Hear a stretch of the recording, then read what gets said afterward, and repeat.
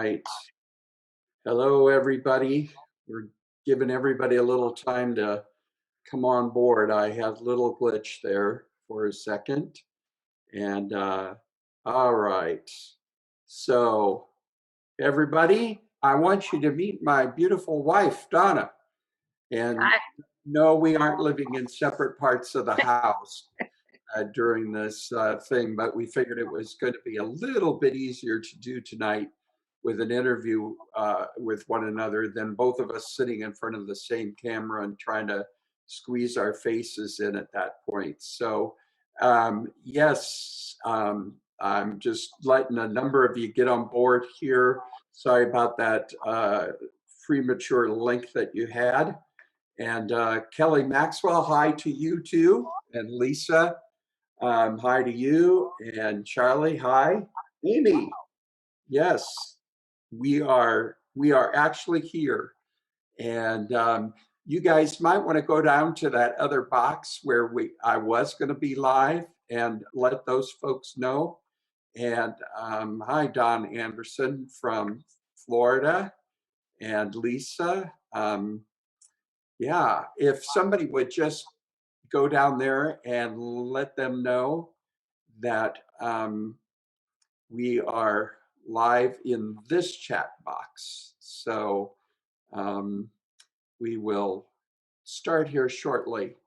So everybody doing okay these days? Staying sane and hopefully not eating as much food as I'm eating. I'm eating a tremendous amount of food. And I've got to stop. I've got to stop, or the producers of my 600-pound life are going to be at my doorstep. And they're going to have to cut the door open wider. So, anyway, hi, Shelley Barnett. Good to see you. Just keep coming on in, you guys. And we are going to start here in a second. So, just a couple of things while we're doing that. You guys might find it interesting.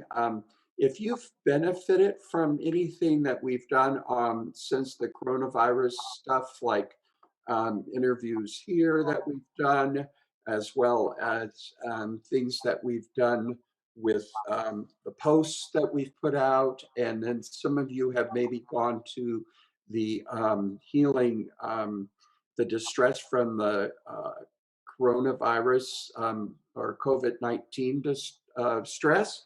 If you've gone to any of those things or have benefited from some of those things, would you mind just shooting a video of yourself and with your phone and making a short little sweet little video telling us how it's helped and what it means to you, and less than a minute long. And then if you would just send it to Susan at freshhope.us. If you send it to Susan at freshhope.us, that'll be perfect. Hi, Katie. Boy, we've sure been thinking about you guys a lot lately. And Okay. we just got taken off. I'm not sure you get bumped off on this Facebook Live. If that happens, we'll just keep going. We'll keep coming back and just scroll up to the next time and we'll be live again. So without further ado, I think we better just go ahead and get this interview underway. So for those of you who are just signing on, you are seeing my wife.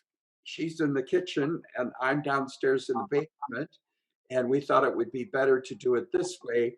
And that way you could see each of us as opposed to each of us trying to go back and forth with our computers. So anyway, welcome to Mental Health Mondays. And I'm getting messages. I can't do anything about it, folks. Some of you could type into that other thing where we were, and Andy Hedrick is wondering where we're at. So if I answer him, I run the risk of us getting removed again or losing our connection. So anyway, without any further ado, I wanted to talk with my wife tonight and interview her because she's lived through a lot of stuff, as many of you know.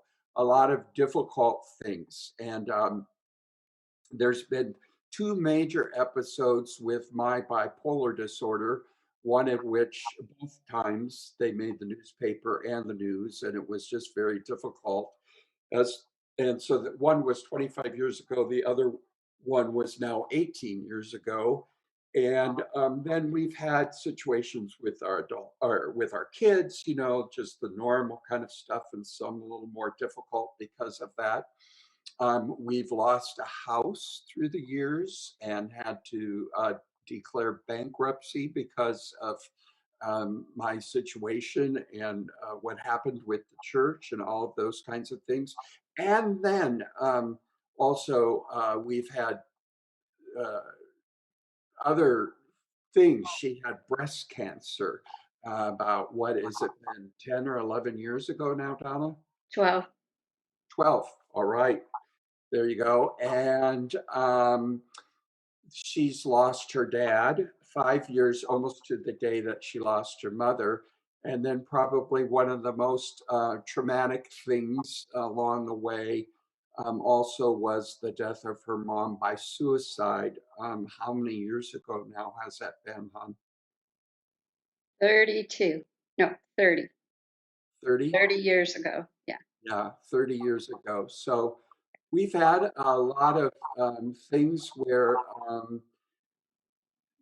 easily you could say, well, most people would not have gotten back up. So Donna's been through a lot. I've been through a lot. Together, we've been through a lot. But really, I am amazed at my wife because most people would have come through so many difficult things that they would have easily given up, or they would have easily divorced their husbands, or they would have easily turned to alcohol, probably, or other things. And so I asked her to talk tonight and just to give us a clue as to what are some of those things that you had in place or that you did intuitively that helped you to be so resilient through all those difficulties. And folks, remember, seldom were any of these private things. They were all very public, in the newspaper, on the news when it had to do with me. And of course, her mom's death as a suicide was very public and lots of pain, right, Donna? Yeah. First of all, I have to say, none of that was easy for me. And there were a lot of struggles, a lot of tears, a lot of on my knees to God to help me get through it because it wasn't easy. Just want you to know that up front. And it's taken a lot of years for me to get to where I am today. First off, I have to say my faith is probably my number, not is, it is my number one thing that gave me the strength to keep going. Without God, I don't think I would have made it at all. Um, he just would put something within me that just kept me going. He gave me a fight that I'm not going to give up sense I got from him. And I have to say, for many years after that happened to Brad, the only thing I ever heard from God was to be still and know that I am God. I didn't hear anything else for many years. He just was telling me to just be still and know that he is there with me and that I just needed to look to him.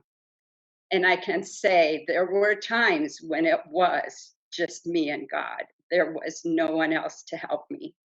And then, so that was my number one thing that always gets me through everything that comes. My first trial, of course, was losing my mom. And I have to say, probably for the first 5 years of that, I could hardly breathe. I was going through the routines, doing what I had to do. I had young kids, and I had to take care of them and make sure they were getting where they needed to go. And then within that 5 years, my dad did die exactly the same day, 5 years later, from my mom. And so, and then a year later was Brad's incident at King of Kings. And so I had a lot of compound grief. but God had already shown me that He would give me the strength to walk through whatever I had to walk through. And I can't say it was always easy. Some days were easier than others, but with His strength, I made it through.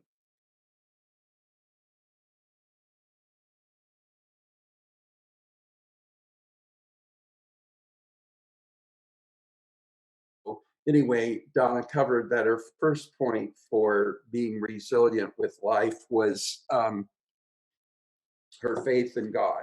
Right. And so now, if you want to talk to him about what was the second thing that kept you going through all of these things. Okay. Well, the second thing was my family. I had little children at the time, and I really needed to make sure that they were taken care of, which led me into actually a routine. And a routine for me is extremely important.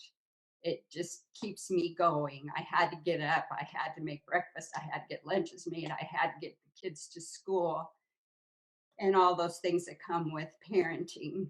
And so, and then trying to encourage Brad, because at the time he was not doing well. And No. so it was a lot, but the routine gave me some balance of at least taking daily chores on. So the family was the second thing that gave me courage and strength to do what I needed to do. The next thing I had to figure out were boundaries. You know, for my own personal well-being, what were my boundaries? What were those things that I could not live with or I could not live without? And it took me a while to figure out what those were. And once I figured out what those were, and then it helped me to take better care of myself because I didn't allow myself to live with things that were impossible for me at that point in my life. They were just, one of them was Brad had to be working on what he needed to in order for me to keep going. And so that was one of mine. But the boundaries I found were really important for me. And then the next one that really helped me a lot was helping other people. It took my focus off of me and my situation and put it on others. And it made me feel better to help others, but it also helped me at times to realize my situation could be way worse than what it was. And so helping others is still a big thing I enjoy doing. I really like doing it one-on-one, you know, face-to-face with people and helping them walk through the difficulties in their life. One of the things that I do now is work with the trauma healing, which I just love because it really gives people tools to walk through those difficult times in life because life can get unbearable at times. But the tools we learn with the trauma healing have given so much hope to myself, but also to others. So I love that. Those are the main things that I have used to kind of help me get through these times.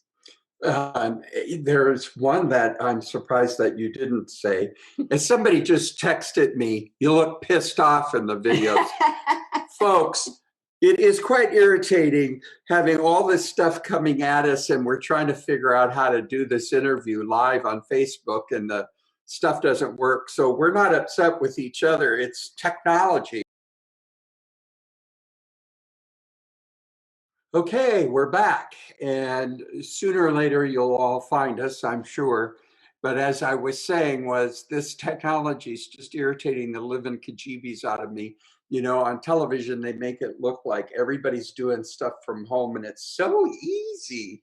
And I don't know if they have 5K internet into their houses or what. And we have a friend who keeps wanting to help us with this, and sooner or later I've got to have him come over, and we got to try some other And things. just so you know, we can't see ourselves right now, so I have no idea what how we look or what we look like. Well, we can see ourselves, but we're delayed Yeah.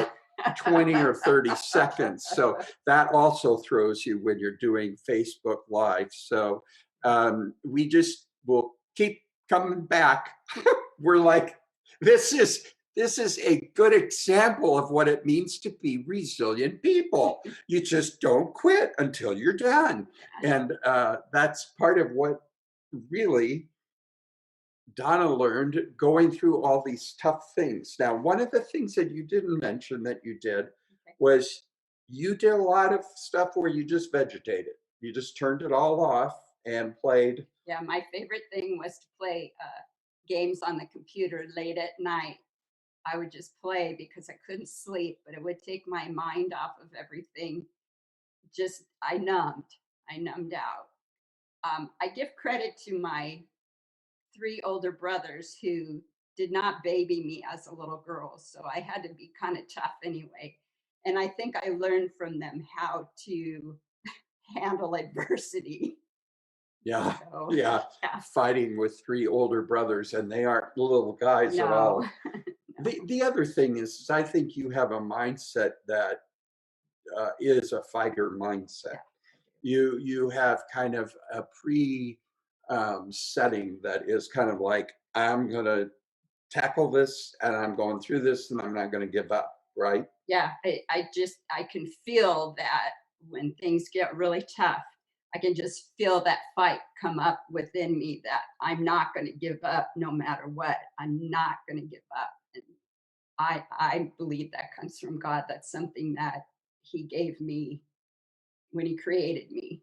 Well, and growing up with a mom who had bipolar disorder, Yeah, even as a child, you had to learn how to have strength because there was a lot of times when you couldn't count on things being real steady or right, normal, right? right. And so then she married a husband who had the same thing. Go figure. But it is how we manage to go through life, isn't it? Um, the other thing that I want to say is something that I've watched in my wife is that, and both of us are very much this way. We don't say things or think this way where some people say if that happens, that would just be the worst. That would just be the worst because that's almost setting yourself up for when that does happen, that becomes the worst thing. And then you quit. You just can't quit. Most of what resiliency is just not quitting. You just keep going, one step in front of the other. And especially during this time, as we're all going through this, this is the most time we've spent together in probably since our honeymoon. In fact, I think we've spent more time together now than we did on our honeymoon. And let me tell you, I think there's been a few There's moments, been a few. not I too just much. stay quiet. Well, see, I could see her look out of the corner of my or her eyes when I'm going to get M&Ms late at night. It's like, don't you think you've had enough? She wants to say it, but she doesn't. But the thing is that when she really went through with her mother's death, when her mom died by suicide, actually, we're teaching you tenacity, resiliency, and we're building character tonight. So you're learning to hang in there with us, keep coming to the next place where we're live. Some of you have not, no one's found. Oh, three of you have found us. There you go. So we're teaching you resiliency and building character. And this is what it means to be resilient. You just keep going and until we're done. So I think we're going to be done pretty soon, Yeah. though. The one thing that you guys have to understand is when you develop that mindset that says this if that happens, I just won't be able to go through it. When you develop that kind of mindset and then you do the ruminating what ifs over and over and over in your head, when you develop those two things, you're going to be more prone to not be able to make it through some things in life. And so, really, how somebody thinks long before the trauma hits. Yeah. And I just want to say that I did do some of that. There were moments where I did feel the Hmm. pressure so overwhelming, I didn't know if I could face the next second. But I did, and I kept moving and I kept going, and each day got a little bit easier. And now, after so many things, when things come, it doesn't knock me off my feet so easily because I've experienced what God can do. So, we've learned each time you get stronger.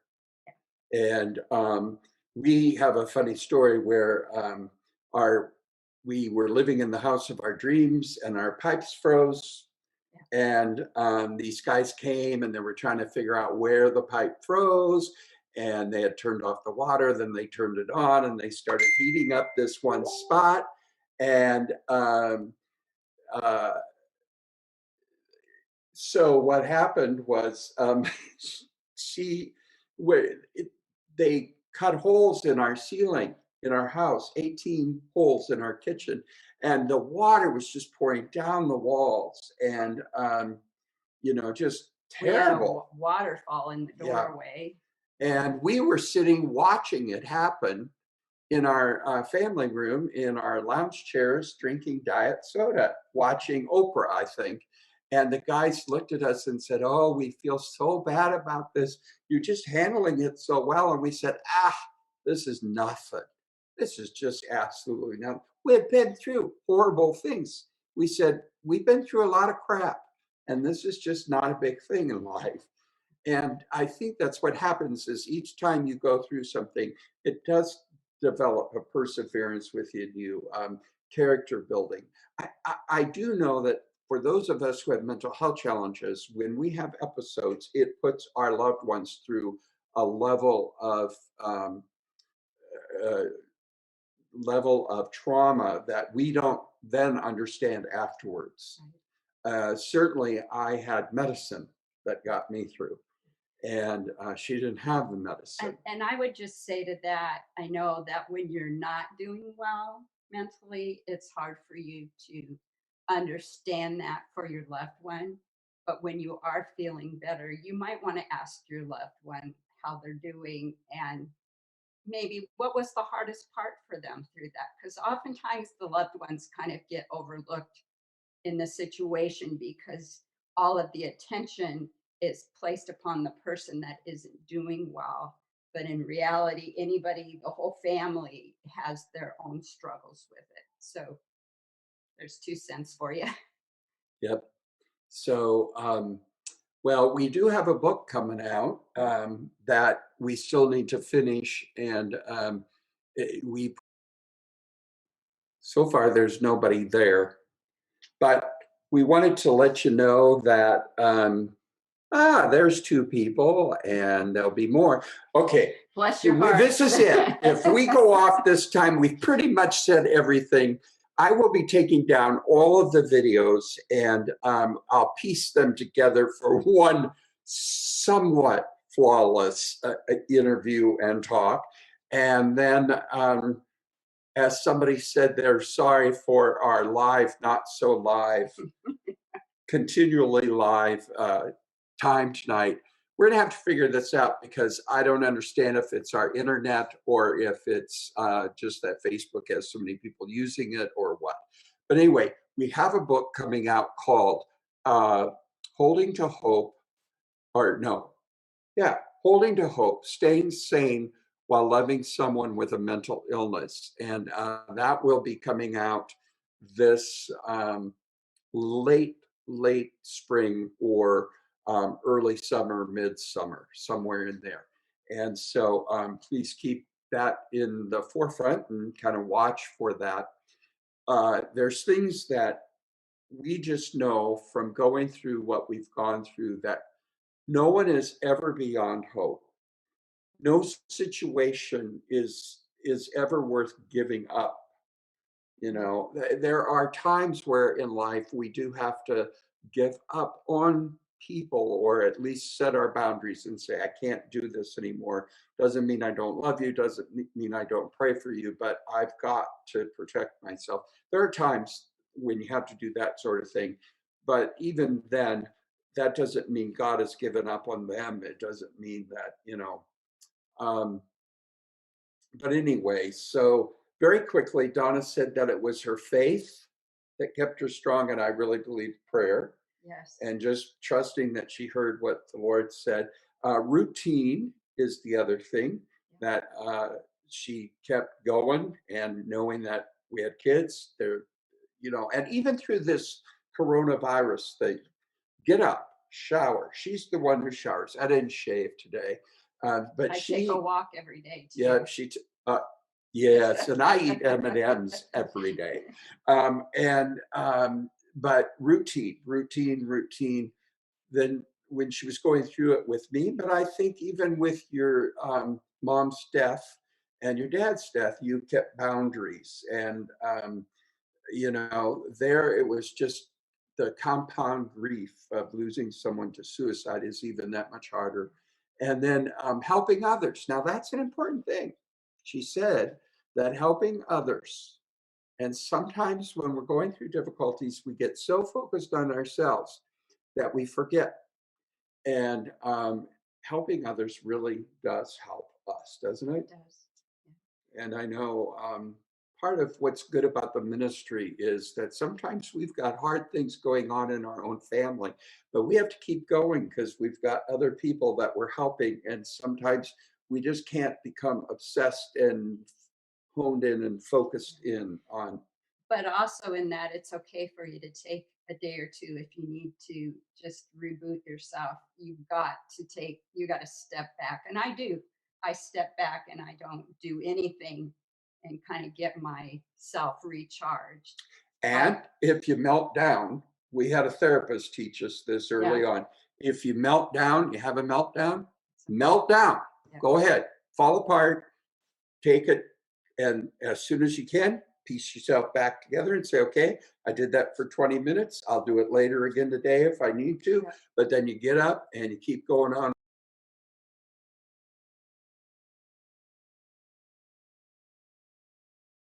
Oh, that is cliche. The cliche is God will get you through anything. He will. I am a testimony to the fact that God can get you through whatever you need to get through, and you will stand on the other side of it. Amen. Amen. I think we both are testimonies of that. Now, we might not be able to withstand life with one another, kept in the house for 2 or 3 months, but No, I don't think so. anyway, thank you all for hanging in there with us through this not so live Facebook interview. All right. God bless.